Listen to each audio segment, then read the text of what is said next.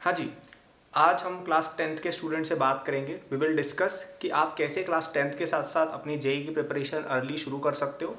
दो तरीके डिस्कस करूंगा, दो तरीके हैं आपकी जेई प्रिपरेशन को करने के, अलग अलग स्टूडेंट के लिए। ठीक है, शुरू करने से पहले एक छोटी सी अनाउंसमेंट कि हमारा एक जेई फाउंडेशन नाम करके कोर्स चलता है, जिसपे आपको अपनी क्लास 10th के साथ साथ जितने भी ओलंपियाड्स होते हैं, आपका आईजेएस हो गया, आरएमओ हो गया, एनटीएससी हो गया, एंड मोस्ट इंपॉर्टेंटली आपकी जेई की अर्ली प्रिपरेशन कराई जाती है। आप इस कोर्स को डिस्क्रिप्शन में जाके एक्सेस कर सकते हैं। It is India's one of the most affordable cost courses, and इसमें जिस लेवल की क्वालिटी आपको मिलेगी वो आपको कहीं इंडिया में नहीं मिलेगी एट दिस प्राइस। ओके, तो इसको आप डेफिनेटली चेक करिएगा, बहुत ही ज़्यादा अच्छी चीज़ आपके लिए रहेगी। ओके, चलिए बात करते हैं दो तरीके कौन से थे। ठीक है, सबसे पहला तरीका है एक बेसिक प्रेप। ठीक है, ये उन बच्चों के लिए जिन्होंने ज़्यादा कोई प्रिपरेशन अभी तक करी नहीं है, जो अपना 9th-10th का ही अब तक पढ़ रहे थे। और दूसरा रहेगा थोड़ा सा एडवांस्ड प्रेप, ये उन बच्चों के लिए यार जो थोड़ा बहुत अभी अच्छा सा जानते हैं। तो मैं यहाँ पे क्लियर डेमोन्स्ट्रेशन कर देता हूँ किसके लिए कौन सी फील्ड है। तो अगर आप अभी तक अपने स्कूल के सिलेबस के अनुसार चल रहे हो, right, that let's say you are in the middle of a class 10th right now, okay, तो आप क्या उसके अकॉर्डिंग ही चल रहे हो अभी कि आपको उतना तक ही आता है, तो आप बेसिक वाली प्रिपरेशन अडॉप्ट करोगे।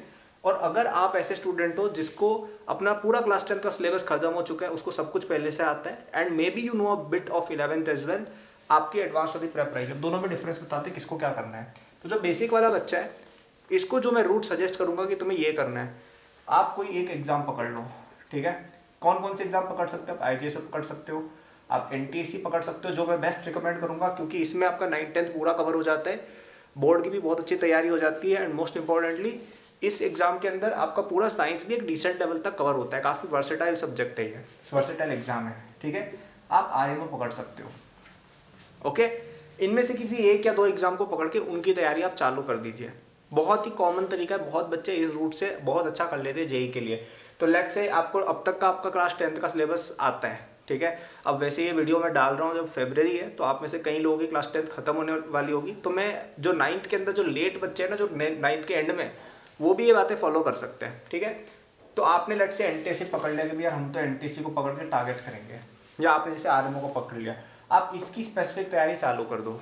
आप एनटीएससी का सिलेबस कवर करो, आप उसके प्रीवियस ईयर क्वेश्चंस करो। मैंने इन पे वीडियोस भी बना रखे, आप सर्च कर सकते हैं कल्पेश तुहिरवाल एनटीएससी, कल्पेश तुहिरवाल आईजेएस, उसे करके आपको वीडियोस मिल जाएंगी। ठीक है, यूट्यूब पे सर्च कर सकते हो, इनकी प्रिपरेशन शुरू कर दो। इससे क्या होगा, आप इन एग्जाम्स का सिलेबस भी कवर करोगे, आप इन एग्जाम्स को क्लियर करोगे तो कॉन्फिडेंस बढ़ेगा, एक अचीवमेंट आएगा जो आपको प्राउड फील कराएगा, आपको और मोटिवेशन देगा। एंड साथ ही में ये सारे ही एग्जाम जो मैंने लिखे हैं यहाँ पे, they all align with JEE very well. Okay, लेकिन आपने नोट किया होगा मैंने यहाँ पे जेई नहीं लिखा है। क्यों नहीं लिखा है? क्योंकि जेई यार थोड़ी सी डिफिकल्ट चीज़ है, उसमें 11th-12th पे हम जाते हैं, तो जो बच्चा बेसिक पे अभी है उसको हम रिकमेंड ये नहीं कर सकते। हम इस बच्चे को बोलेंगे जिसका 10th तक का ऑलरेडी सिलेबस खत्म हो चुका है, जो मे भी थोड़ा आगे भी बढ़ चुका है, आप इन एग्जाम्स की तैयारी तो कर ही लोगे, आपको जेई पर स्पेसिफिक फोकस अपना रखना चाहिए। अब जेई पर स्पेसिफिक फोकस का मतलब क्या हुआ कि आपके जो क्लास 10th के ही टॉपिक्स थे, ओके, उन्हीं को आप 11th-12th की बुक से पढ़ना चालू कर दो। राइट, लेट से आपका एरिथमेटिक प्रोग्रेशन वाला चैप्टर है 10th में, राइट, आप उसको 11th की बुक से पढ़ डालो। ठीक है, आपका कार्बन का चैप्टर है, आप 11th का ऑर्गेनिक उठा के पढ़ लो। आपका करंट इलेक्ट्रिसिटी का चैप्टर है, आप उसको 12th की एनसीईआरटी से उठा के पढ़ लो, या एचसी वर्मा से, या जैसे भी है। ठीक है, इससे क्या होगा कि आप अपने 10th के सिलेबस में भी रह रहे हो और आप उसी चीज़ को 11th-12th के पर्सपेक्टिव से भी पढ़ रहे हो। अगर आप इस तरीके से चलेंगे ना, आपका ऑलमोस्ट 40-50% जेई सिलेबस हो जाएगा, क्योंकि 11th-12th में देखो ऐसा है कि 40-50% चीज़ें ऐसी है जो क्लास 9th-10th का ही एक्सटेंशन है, और बाकी चीज़ें नहीं है। अब जैसे ऑल्टरनेटिंग करंट है, इलेक्ट्रोमैग्नेटिक वेव्स हो गई, ऑर्गेनिक के काफ़ी सारे रिएक्शन वाले पोर्शंस, ये सब चीज़ें नहीं है 11th-12th में।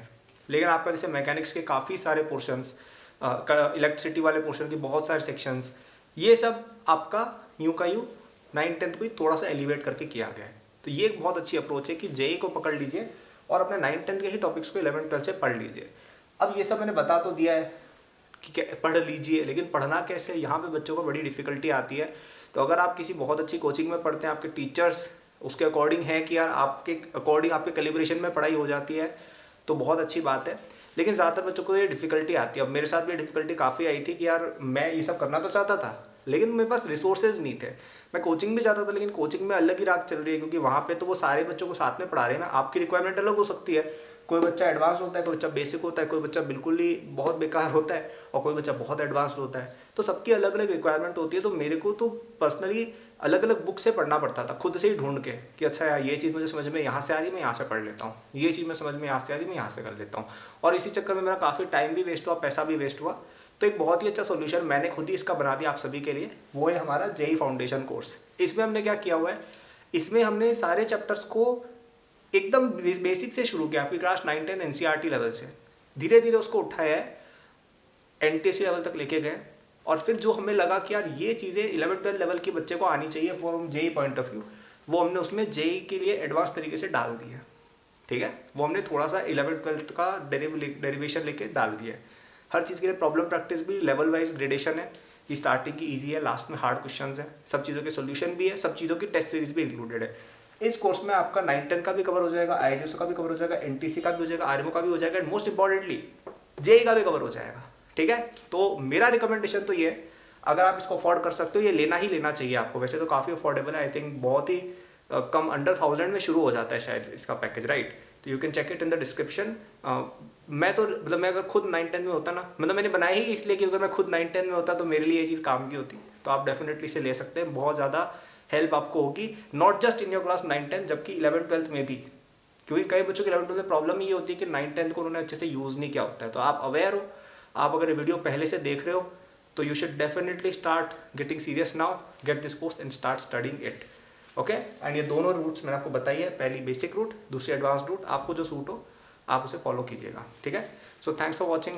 अगर अभी तक वीडियो देख रहे हो तो वायर कमेंट करेंगे आज हम, एंड लाइक सब्सक्राइब कीजिएगा। मेरे सोशल्स के लिंक एंड कोर्स के लिंक डिस्क्रिप्शन में आपको मिल जाएंगे। Thanks for watching.